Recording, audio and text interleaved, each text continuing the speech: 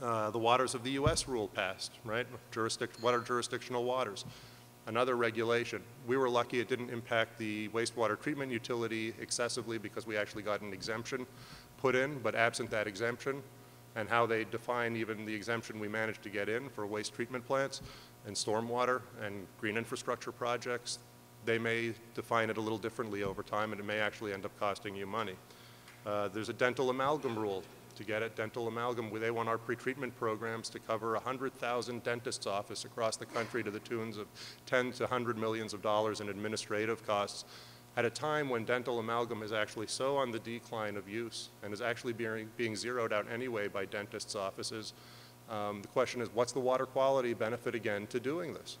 You know, but they're required to. They feel they have to do this under the mandates and strictures of the Clean Water Act. Different ways of testing your effluent, et cetera, bacteriophage now, viral indicators, right, in addition to everything else.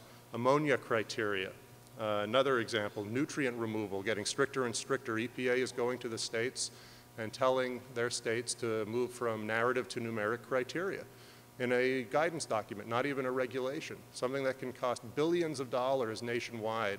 We don't even have the luxury of being able to comment on effectively.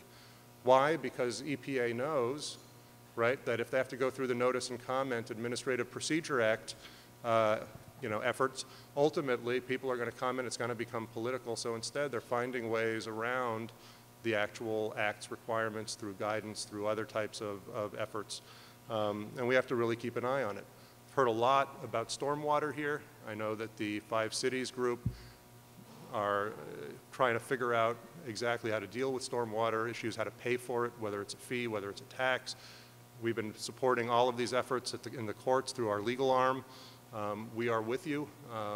We will continue to be with you and to fight that fight however we can. We were successful in changing legislation a couple years ago so that the federal government had to pay their share of stormwater fees if you had a federal government building in your jurisdiction.